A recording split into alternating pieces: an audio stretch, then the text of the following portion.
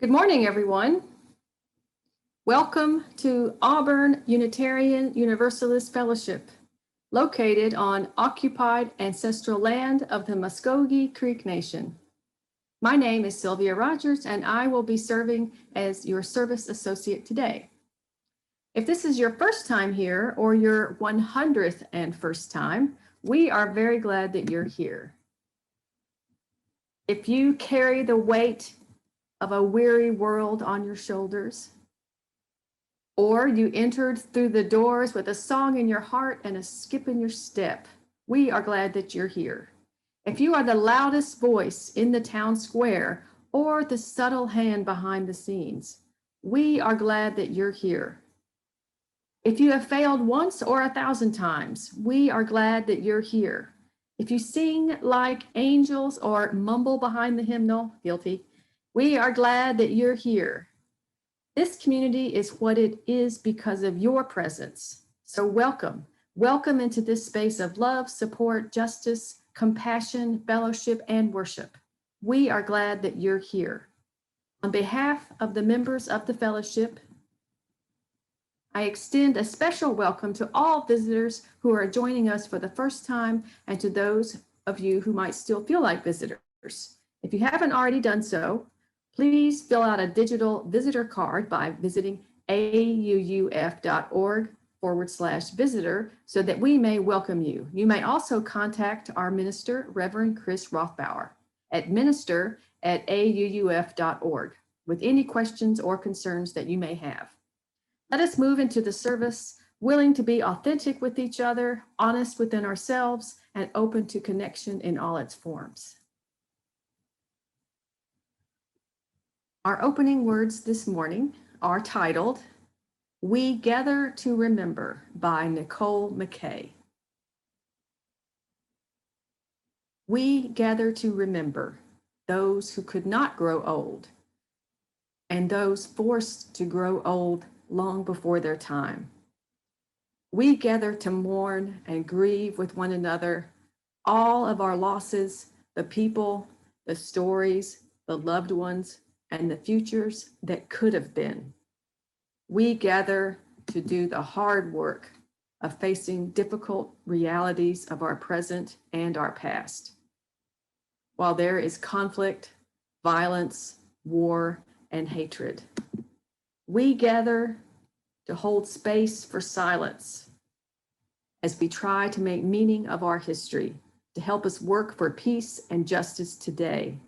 We gather to rekindle our source of hope for our future by recognizing in one another our shared humanity, as we join in a concerted commitment for a better tomorrow. We gather because we need community to do all of this holy work.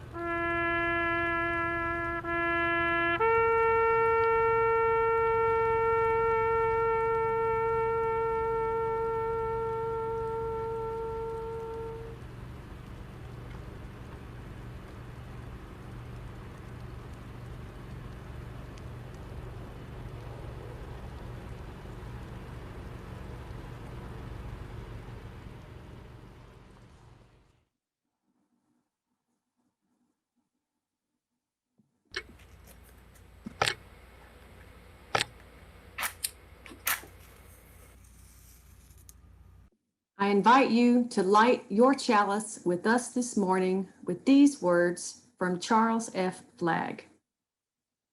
In honor of those we have known and loved in the past,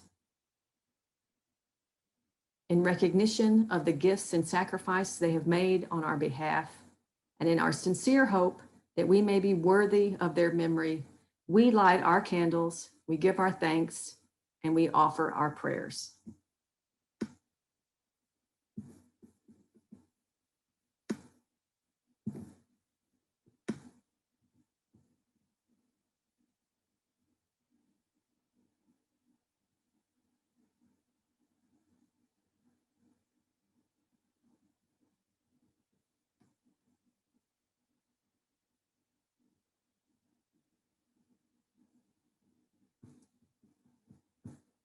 And as is our tradition, we also light a candle in solidarity with those families separated at our southern border.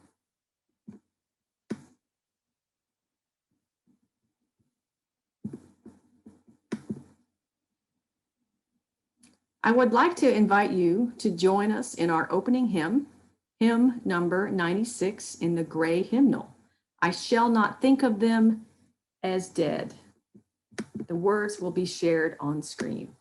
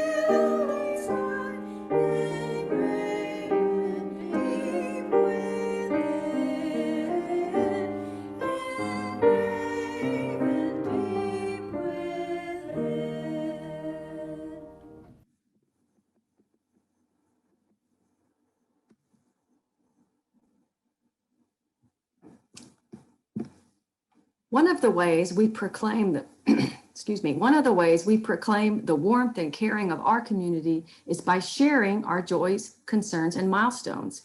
We invite those who wish to use the Zoom chat box to type your joy, concern, or milestone during the music for meditation. If you wish for your joy or concern to be acknowledged but don't want to share it, you may also type that you have an unspoken joy or concern.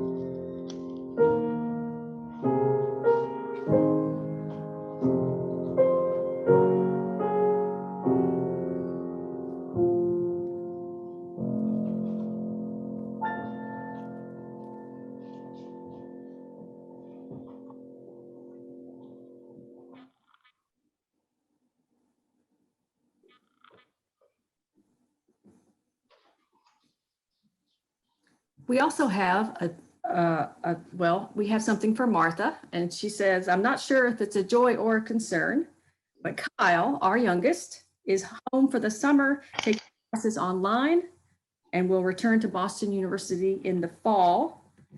And of course, we have a joy for sure because today is Martha's 39th anniversary. Congratulations. A couple of anniversaries today.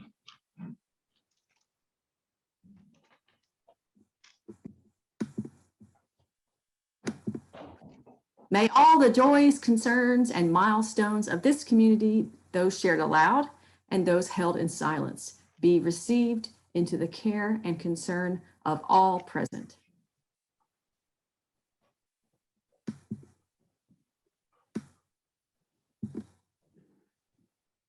The offering that we take each Sunday isn't just a stale habit. It is an opportunity to recommit to this place and to this people. Our offering is an affirmation. It's a yes. When we give, we say yes to something we value. With our gifts freely given, we say yes to the values of our faith. May our offering help us practice Unitarian Universalism within and beyond our congregation as tools to empower our mission. To make a donation online via PayPal, please visit auuf.org/donate. If you are writing a check, please make sure your check is payable to AUUF with a note on the memo line about whether it's for the offering or your pledge, and mail it to P.O. Box 669, Auburn, Alabama 36831. The offering will now be gratefully received.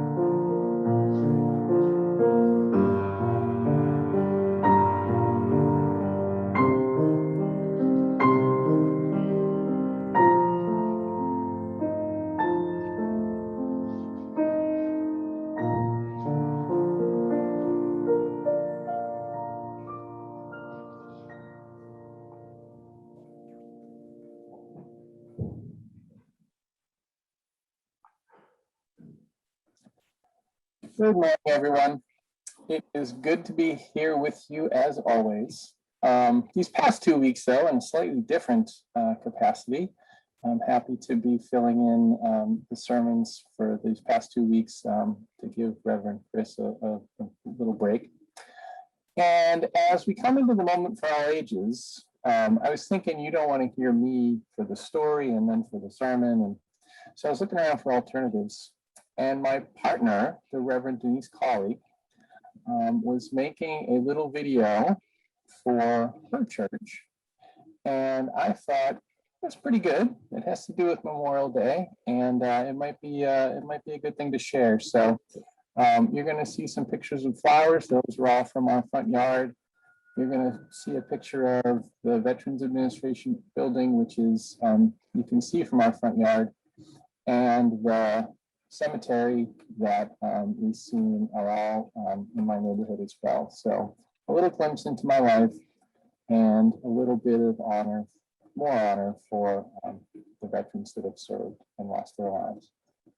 So Daryl, go ahead and play that video, and that'll be our moment for all ages. I've grown poppies for all of my adult life, and I've been around poppies my entire life. I love how they burst out of these fuzzy pods, and then they only seem to last a day or so, but they're so precious and papery and wonderful. My whole family, including my son, get excited when the poppies come out. You can see the joy of anyone who walks by. My family has been around poppies because of all the soldiers that have come through, whether ones who were honoring the dead in our family, those who passed away in service, and those who served, and yet were people who believed in peace. My grandfather was a Knights of Columbus, and they always were part of the folks selling the paper poppies each year to raise money for mental health and veterans. I loved those as a child, even though I fully didn't understand what it meant to not want to support war, but to want to support our soldiers. Those memories of those organizations and our fallen soldiers has stayed with me all of my life, and it's no coincidence that I now live right by thousands and thousands of soldiers' graves at Milwaukee Soldiers' Home.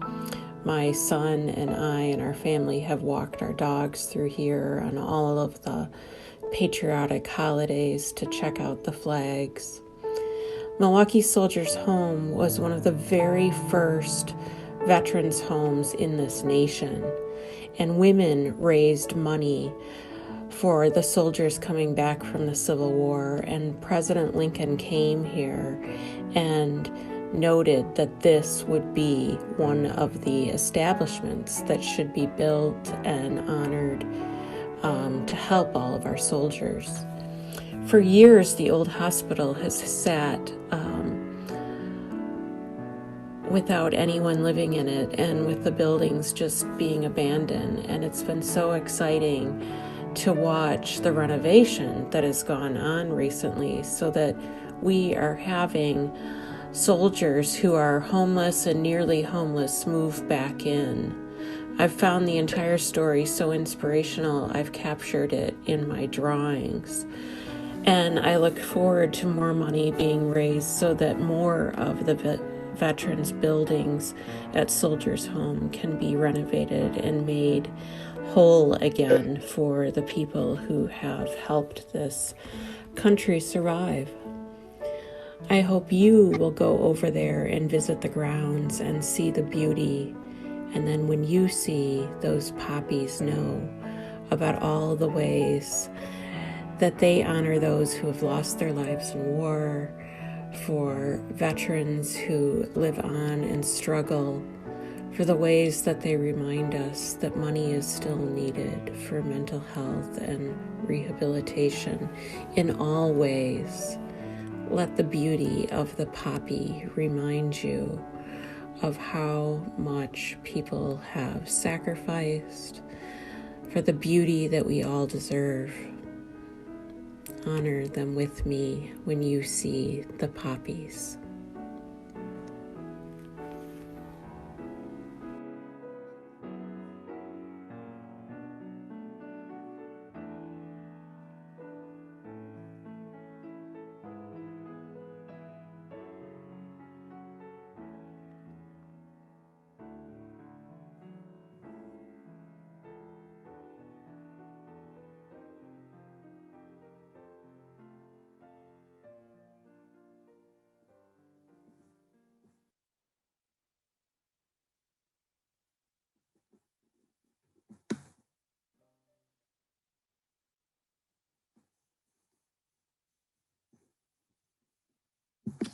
Thank you. I would like to invite you to join us in our next hymn, hymn number 127 in the gray hymnal, Can I See Another's Woe? The words will be shared on screen.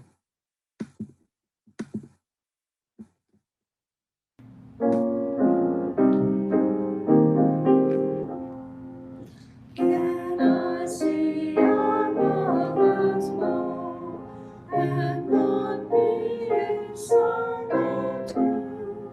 Can I see another's grief, and not seek for joy relief? Can I see a falling tear, and not feel my sorrow share?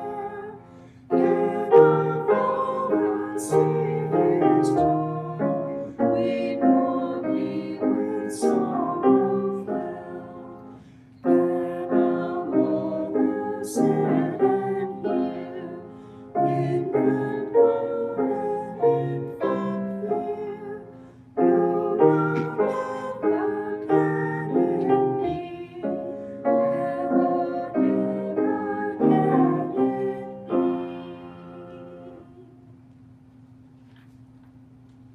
be.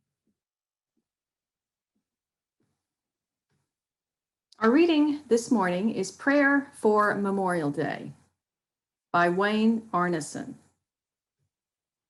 Spirit of life, we enter into this season of Memorial Day surrounded by such a cloud of witnesses. We remember, first of all, the women and men who are currently serving in the armed forces, and we pray for their safe return. We also acknowledge that there are women and men who will not return. As we grieve their passing in the daily paper, we pause to honor their service and their sacrifice. Silence for a time. We also pause this hour to give thanks for all the women and men who have served in the nation's armed forces. Those who have not served cannot fully imagine the experience of war, but we do know war's aftermath and the toll that it can take on the human heart. This day remembers and acknowledges loss, and so do we remember those whom we have loved and lost. We hold their names and their faces in our mind's eye. We recall the gifts they gave to us through the strength of their being, the depth of their love, the courage of their dying, and the fullness of their living. In the holy quiet of this hour, their names surround us and they live with us in blessed memory. May we remain together in silence as a tribute to all they have meant to us.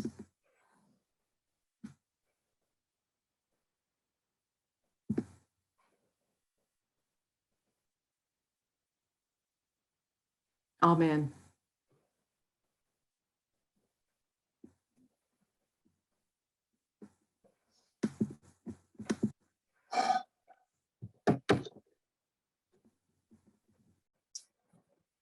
On this day, we are asked to honor the memories of the hundreds of thousands of individual lives that have been lost to human war throughout the ages.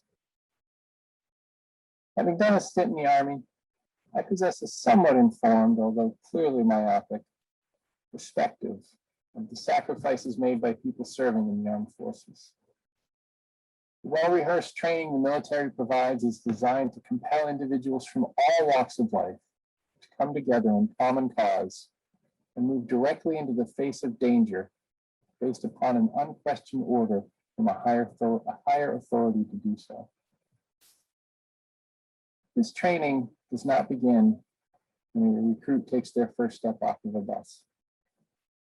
That intense scene that unfolds with drill instructors screaming rapid fire, seemingly conflicting orders, designed to initiate the process of breaking down a group of individualized egos and transforming them into a single collective unit committed to mutual support of an assigned mission against a defined enemy. It's not the first part of the story. Now, that process begins long before any of us were even born. It's etched into the shared beliefs that have been passed down in the collective stories and songs and rituals the societies of our birth choose to help us define right from wrong, good from evil, and safe from dangerous. Our definition of who is friendly and who is our enemy is baked deep into our wood. If we truly want to honor the legacy of those who have sacrificed their lives under the banner of keeping us safe, we hope to reduce the number of lives we have to memorialize in future years. This is the level at which we must focus our efforts. Wars began in the hearts and minds of people long before a first shot was fired in the battlefield.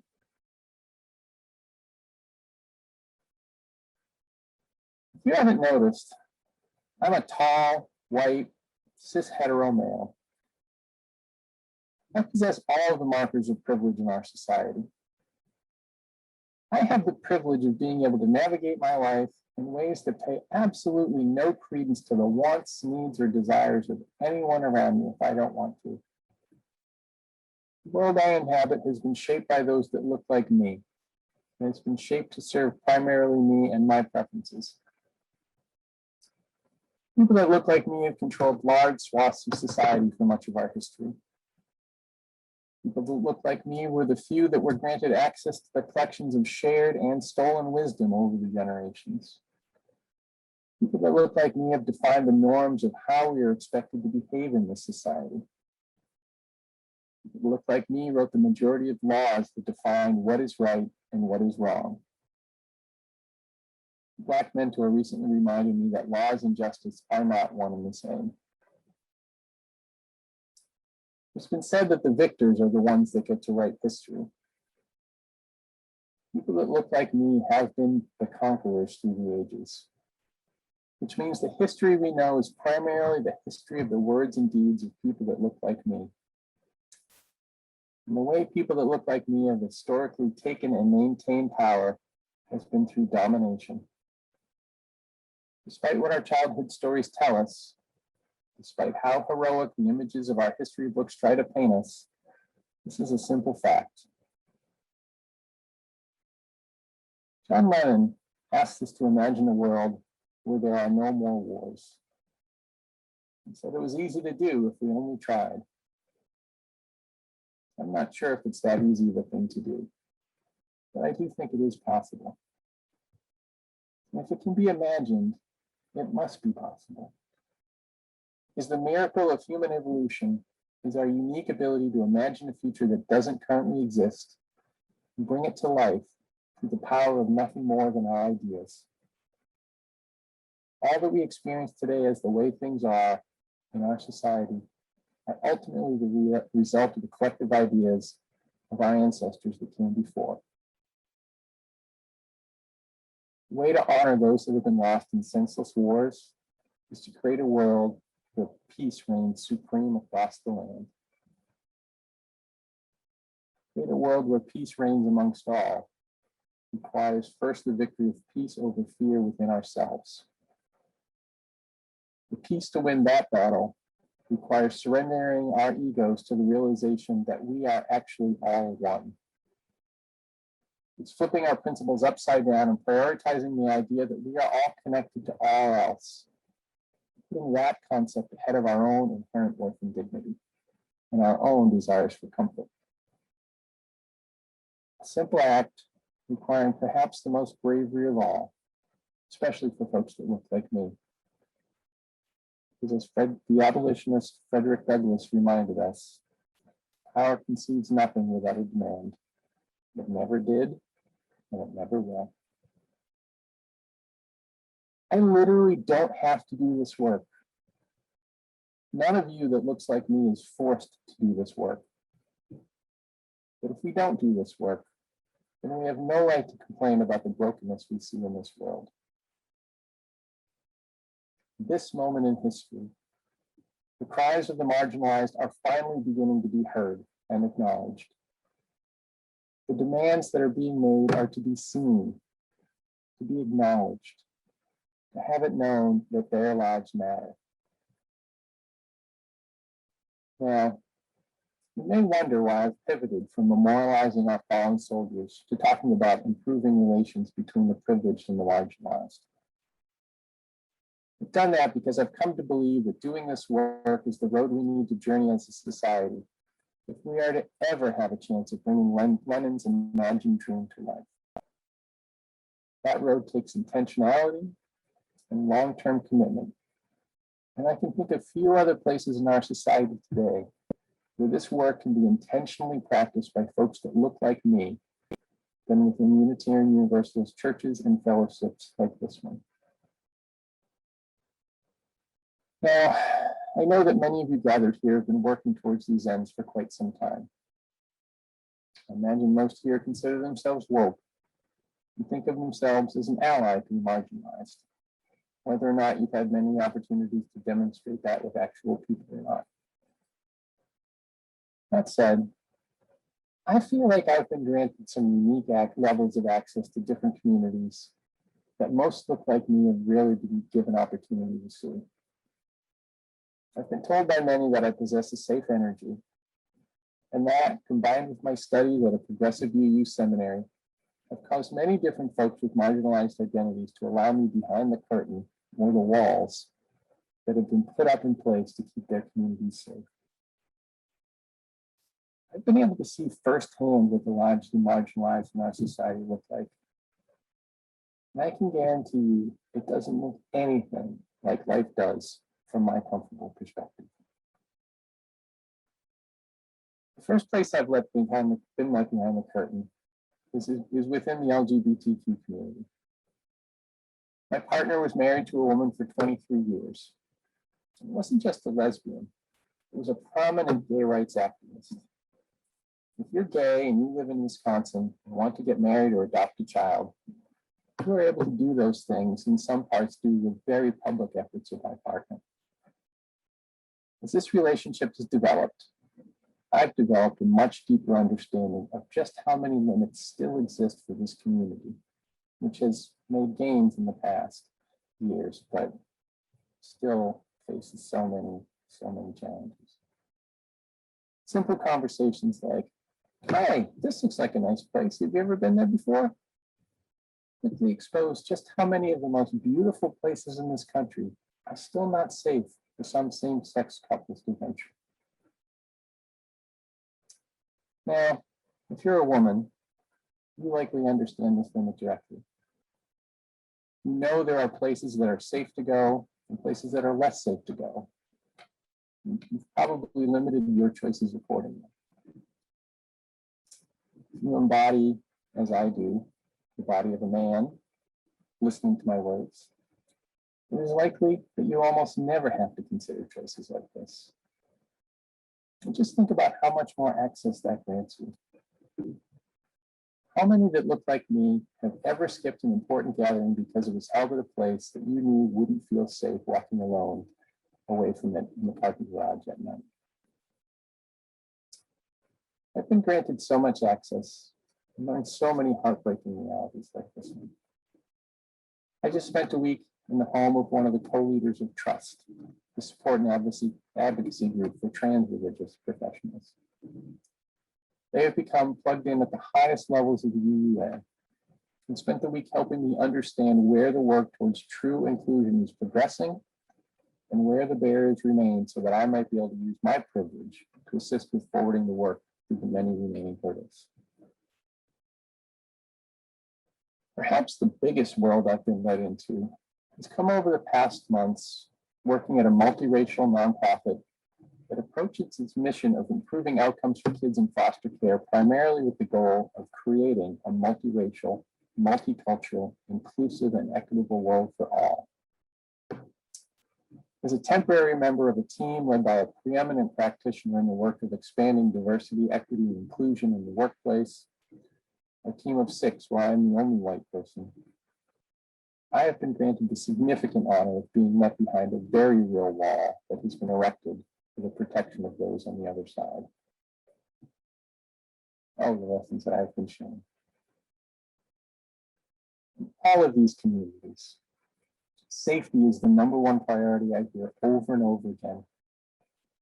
Visibility and acceptance are not far behind. The primary thing I hear in nearly every conversation is a need for safety. Folks that don't look like me don't tend to develop relationships with people that look like me, no matter how well-intentioned we may be. Because history and experience have shown them time and time again that it is just not safe. Going back to war for just a moment. Have you seen in the news what has been happening in Afghanistan lately? After spending the past 20 years on the ground in a war that for us began with a mission to defeat the terrorists and morphed into an effort to win the hearts and minds of the Afghan people, we've decided the cost is too much and we are leaving. And as we leave, one town after another is being retaken by the Taliban. We've once again abandoned our partners, and the result is once again tragedy. Don't think the world isn't watching this. And don't think those whom we are trying to say, trust us, we're the good guys, aren't watching this unfold and etching even deeper into their DNA another reminder of who is safe and who is not. If there's to be any change in this narrative, where else can it start but in communities like this one that claim to be a bastion of progressive ideals, that claim allegiance to a set of democratically developed principles that are designed to evolve and adapt as our collective awareness expands? What will it take to transform the world from where it currently is to one in which so many more people feel safe, that it stops feeling like we live in a perpetual war zone? As the Black writer Adrienne Marie Brown reminds us, the large is made up of nothing more than the small. The larger world we inhabit is made up of a series of fractals that combine to make the whole.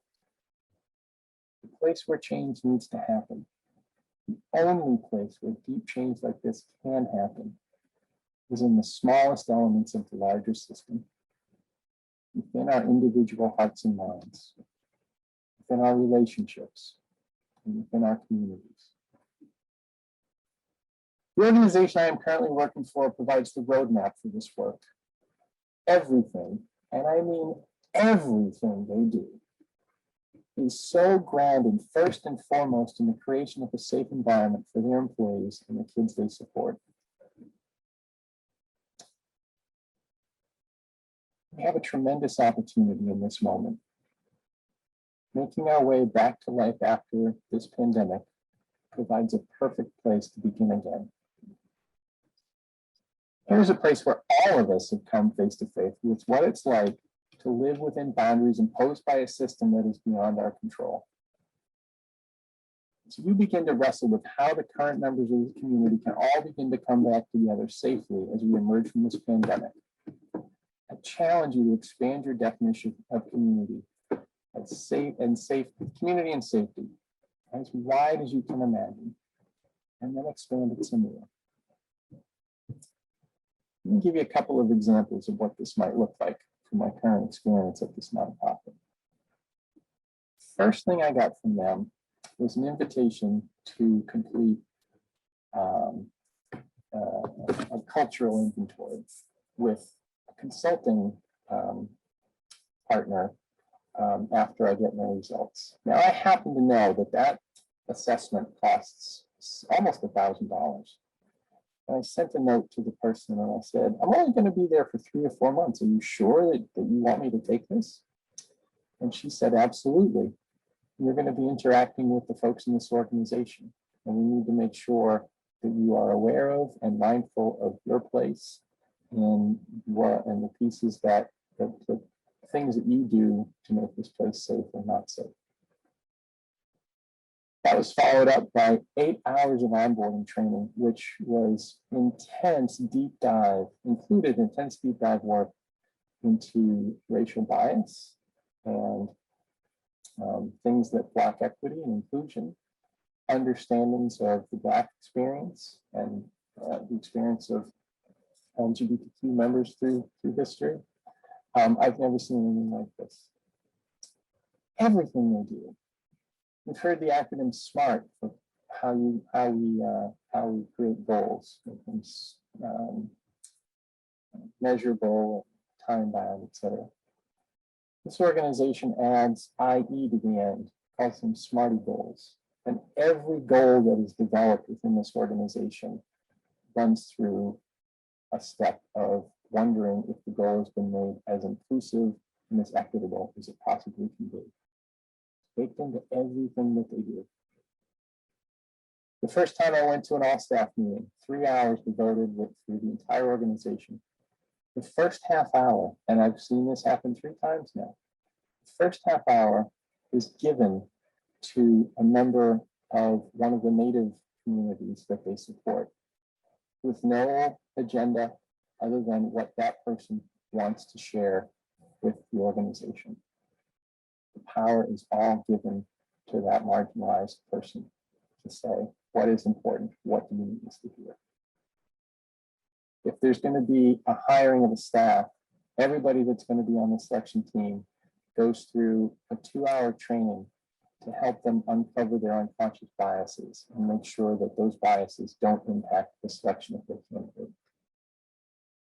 Recently, they just implemented meeting-free Fridays because they want people to begin the process of breaking away from adding more to their plates as they get into their weekend of being refreshed. So many things. After the shootings in Atlanta, the CEO said, if anybody is from this community and feels that they need time away, take the time away to heal. You get the sense, spending time in this community, I was left with absolutely no doubt that everything that they do is designed to validate the inherent worth and dignity of each human life that crosses their path, even if that's not technically in the words of their mission.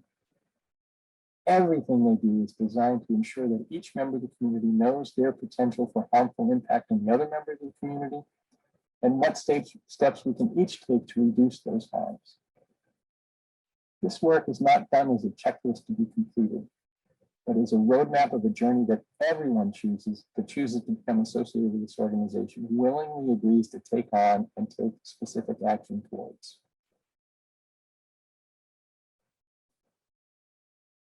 As your community begins to planning what life will look like going forward as we come back together, I challenge you all to truly lean into this idea of what it would really take to make this community feel like a safe place for all going forward. You're already doing so many things well. I sense you're ready to take it to the next level. The UUA has intentionally ceded some control to the formerly marginalized, and they are trying to show us the way. It so often happens in our movement. The voices of we're independent, we make our own way, are pushing against the voices that are trying to remind us that we're all interconnected. And that what happens to one happens to all. And if we are to have any chance of saving the world, then folks like me have got to be willing to give up some of our independence and control for the collective betterment of all. On this day, when we come together to memorialize those that have given their lives in war, I challenge all of us to commit to give our lives even more intentionally to the creation of peace. In my opening, I spoke of the training that the military provides that compels folks to join together and rush headlong into the danger in support of their mission. What would it look like if this fellowship was a training ground for the creation of radical safe space in this world?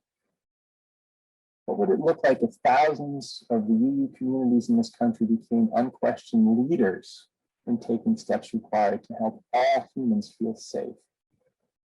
Black folks, brown folks, LGBTQ folks, Indigenous folks, neurodivergent folks. Imagine all the people living life in peace. You may say I'm a dreamer. I am not the only one. I hope someday you will join us in the world where love is one. Blessed be John Lennon, and may it be so.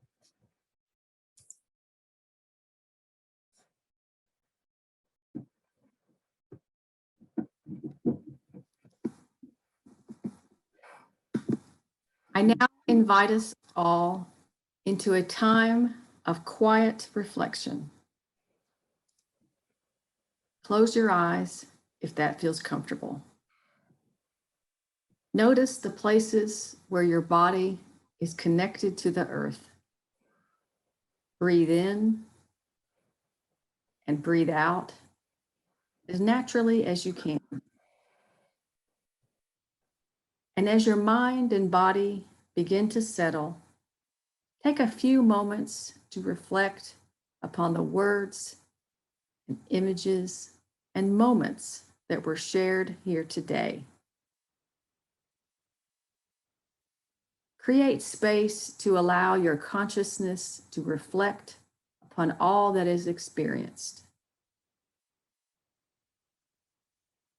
This space, intentionally created, is the place from which all new ideas emerge. This space is the birthplace of all human change.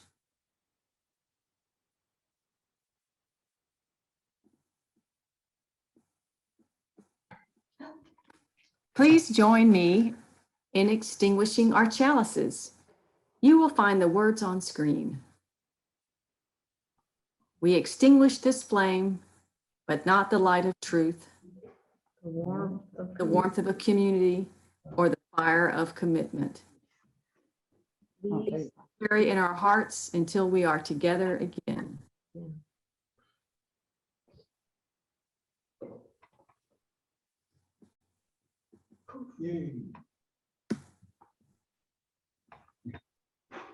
And all else fails. Please join us now for our sung benediction. Go forth into the world in peace, in peace. Be of good courage, hold fast that which is good. Go forth into the world in peace, in peace. Love all people rejoicing in the power of the Spirit. Go in peace. Too lovely.